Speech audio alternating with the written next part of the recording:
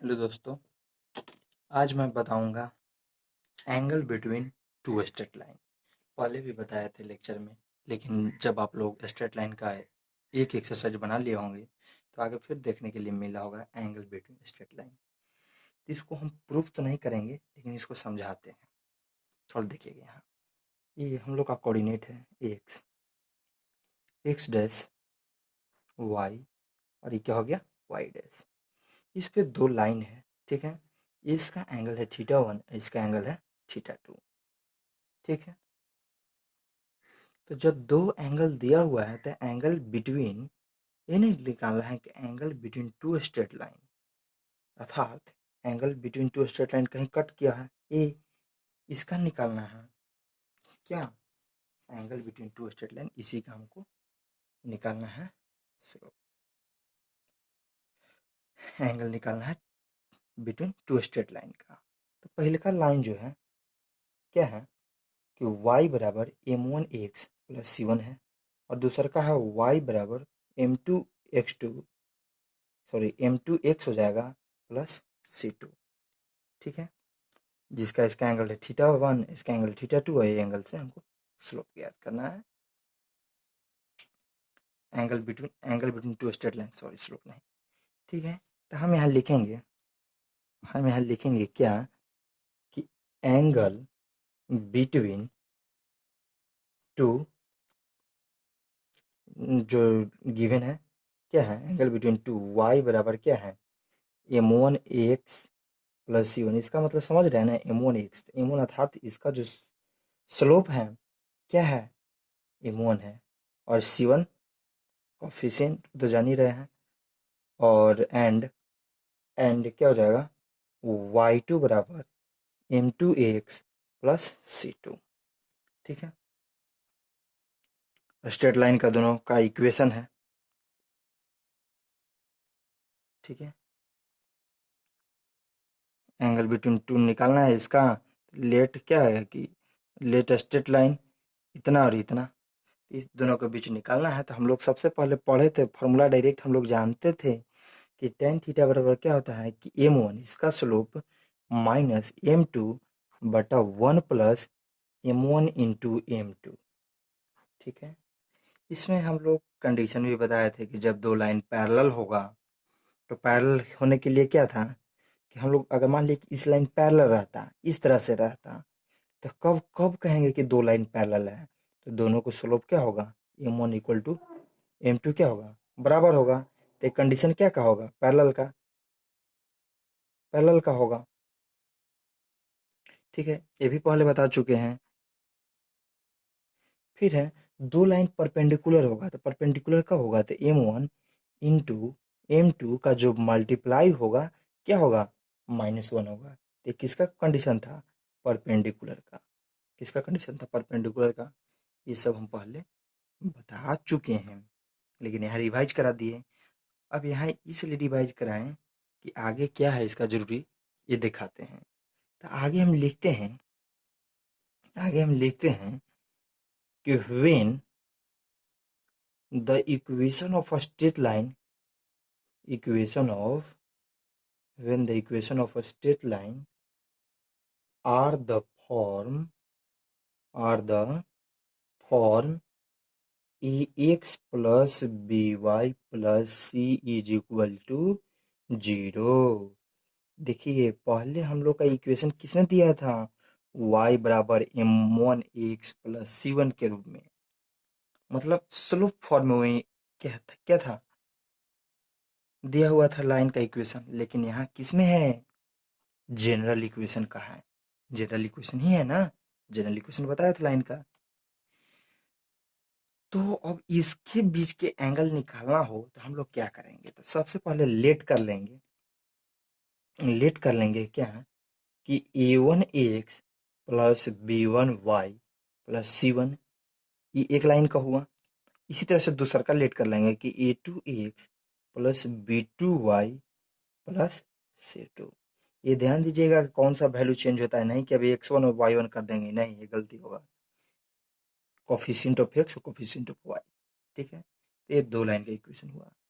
तो इसका जो फार्मूला होगा जब दो जनरल लाइन दिया हुआ रहेगा तो इसका डायरेक्ट हमको फार्मूला होगा।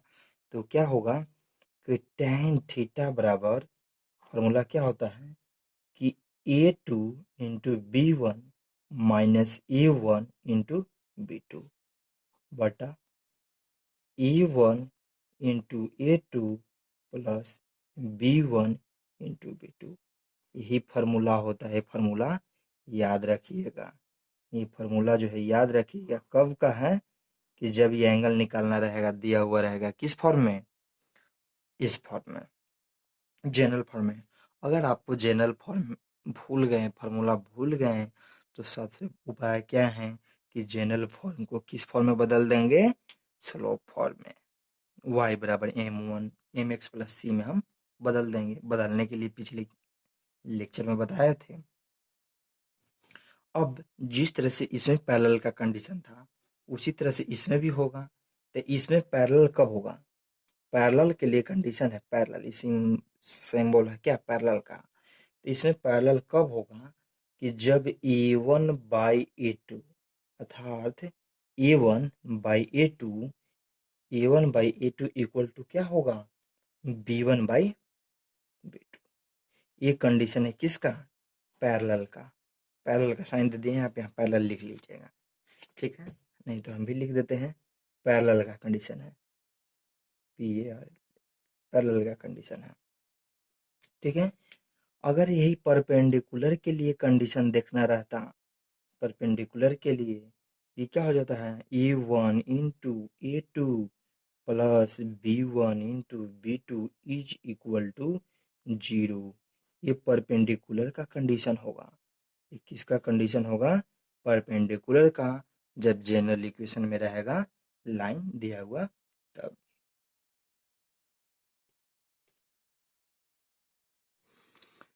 अब आगे का थ्योरी कहता है, आगे का थ्योरी क्या कहता है कि equation of straight line, equation of straight line draw parallel या perpendicular to given straight line. कह रहा है कि equation of straight line draw करना है जब पैरेलल या परपेंडिकुलर टू गिवन कोई दिया हुआ लाइन रहेगा और उसी पे क्या हुआ, कोई परपेंडिकुलर ड्रॉ हो गया, कोई पैरेलल ड्रॉ हो गया, तो उसी का क्या निकालना है, इक्वेशन ऑफ स्ट्रेट लाइन, ठीक है। तो इसमें है, थोड़ा सा देखिएगा, यहाँ कुछ लिखते हैं उसके बाद समझाते हैं। कह रहा है कि इफ एनी स्ट्रेट लाइन, दो कंडीशन होगा वही बता रहे हैं, if any straight line parallel to ax plus by plus c is equal to 0, then the equation of a straight line will be of the form ax plus by plus lambda is equal to 0, where lambda is equal to क्या हो जाएगा, where lambda जो होगा ये lambda constant होगा। क्या होगा, constant होगा। अब इसका मतलब क्या था, इसका मतलब क्या था पहले ये समझिए। हम ऊपर बताए क्या है कि equation of straight line parallel या perpendicular to given straight line, जो इक्वेशन ऑफ स्ट्रेट लाइन ज्ञात करना है, किसी का पैरेलल होगा परपेंडिकुलर होगा, ठीक है। तो कैसे पता चलेगा वे देखना है। तो कह रहा है कि if any straight line parallel, parallel यहाँ ध्यान दीजिएगा, parallel to ax plus by plus C. आपको ये स्ट्रेट लाइन है, ये लाइन ऑलरेडी पहले से दिया हुआ है और उसका कह रहा है कि parallel, then equation of straight line will be the form of, अर्थात उस लाइन का जो इक्वेशन होगा सेम यही होगा, बशर्ते इसका जो कोफिशिएंट है वो अलग होगा। इसका कोफिशिएंट क्या होगा, अलग होगा। यहाँ सी है, लेमडा है। ये क्यों कि कोई यहाँ है, यहाँ है और कोई यहाँ है, तो इसके बीच का जो डिस्टेंस होगा उसमें चेंजिंग होगा ना, तो यही सी और लेमडा हो सकता है। लेकिन ये इक्वेशन क्या होगा, सेम होगा, तभी उस लाइन को क्या कहेंगे कि ये लाइन पैरेलल हैं। इसका एक एग्जाम्पल ले लेते हैं, एग्जाम्पल से ज़्यादा समझ में आएगा।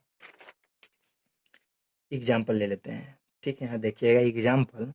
एग्जाम्पल में हम दो लाइन ले लेते हैं, जैसे ले लेते हैं कि 3x plus 4y plus 2 is equal to 0। एक ले लेते हैं 3x plus 4y minus 5 is equal to 0। तब देखिएगा है कोफिशिएंट ऑफ x का इक्वल है, कोफिशिएंट ऑफ y इक्वल है, अर्थात लाइन क्या है, पैरेलल है। अर्थात क्या है, coefficient coefficient of x and y और क्या हो गया, सेम। ये लाइन क्या है, पैरेलल है। पहले भी बताए थे कंडीशन, क्या पहले यहाँ कंडीशन बताए थे पैरेलल होने का, a1/a2 इक्वल टू b1/b2। इससे भी करके देखिएगा, तो a1/a2 अर्थात 3/3 1, 4/4 1। तो क्या हो गया, इससे भी पता चले गया कि मेरा क्या है, पैरेलल लाइन है। ठीक है, नो प्रॉब्लम। अब इसी तरह से कंडीशन नंबर क्या है, 2 है। कंडीशन नंबर क्या है, 2 है। तो इसमें क्या लिखेंगे कि if any straight line, if any straight line to ax plus by plus c is equal to 0, then equation of that straight line क्या होगा कि will be of the form bx minus ay plus lambda is equal to 0, where lambda is equal to constant। अब इसका मतलब समझिएगा, पहले हम parallel का बताया, अब यहाँ परपेंडिकुलर का ही कंडीशन दिया हुआ, कह रहे हैं कि इफ एनी स्ट्रेट लाइन क्या है, ax plus by plus C is equal to 0, then equation of straight line will be of the form, अगर जो स्ट्रेट लाइन अगला जो रहेगा इस पे इस फॉर्म में रहेगा, bx minus ay plus lambda, lambda equal to constant. तो ये किसका कंडीशन है, ये कंडीशन है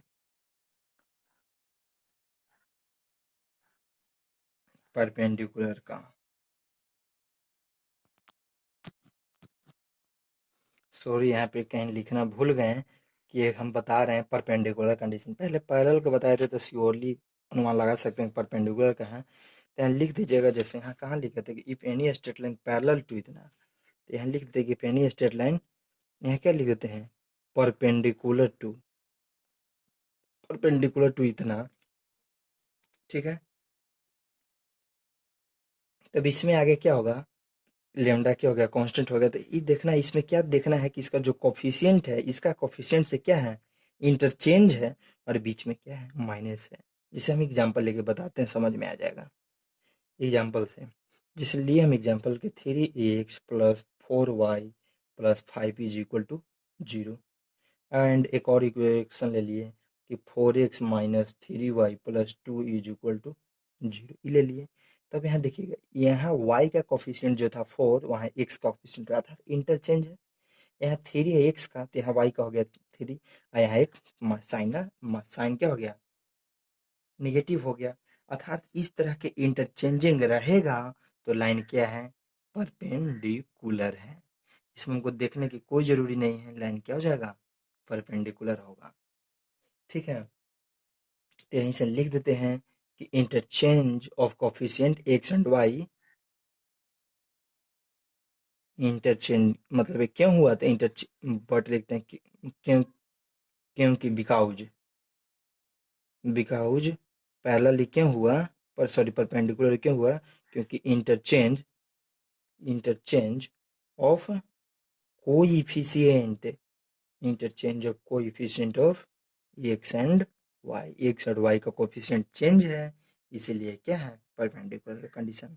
तो यहाँ तक तो हमको नहीं लगता है कि आप लोग का दिक्कत होगा। अब हम आगे बता रहे हैं कि point of intersection of two straight line, क्या आगे का टॉपिक क्या है कि पॉइंट ऑफ इंटरसेक्शन ऑफ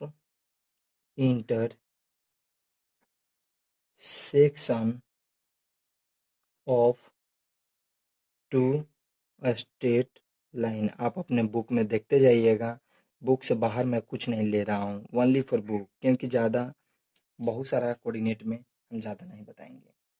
ठीक है, तो point of interchange of two straight line थोड़ा सा इसमें लिखते हैं, इसको समझाते हैं और अच्छे से समझिएगा। अब यहाँ पर देखिएगा कि इसमें है क्या कि to find the coordinate of the points of intersection of two straight line. दो स्ट्रेट लाइन है और दो स्ट्रेट लाइन क्या है कि जो है इंटरसेक्ट करना है, इस पॉइंट का कोऑर्डिनेट निकालना है।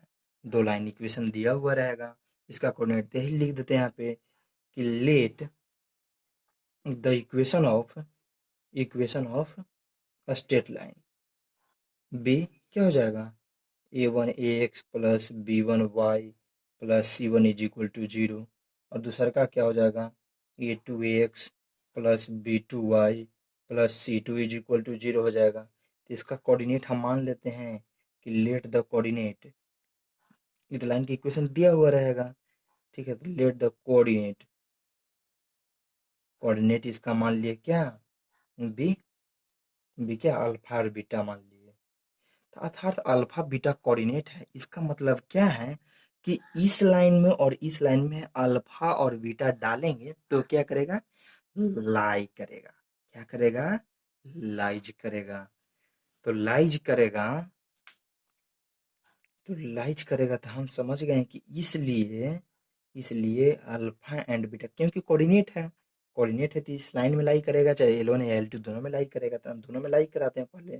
तो alpha and beta lies in the line first, line first है, सेकंड है, तो लाइन फर्स्ट में लाई करेगा तो अल्फा वन है, एक्स के जगह पर क्या हो जाएगा, सॉरी ए1 हो गया, एक्स के जगह पर अल्फा हो जाएगा, प्लस बी1 के जगह पे क्या होगा, बी1 तो बी1 ही रहेगा, और वाई की जगह पे क्या हो जाएगा, ई एक्स वाई की पोजीशन लिया ना, अब यहाँ हो जाएगा बीटा प्लस सी1 ही रहेगा इज इक्वल टू 0।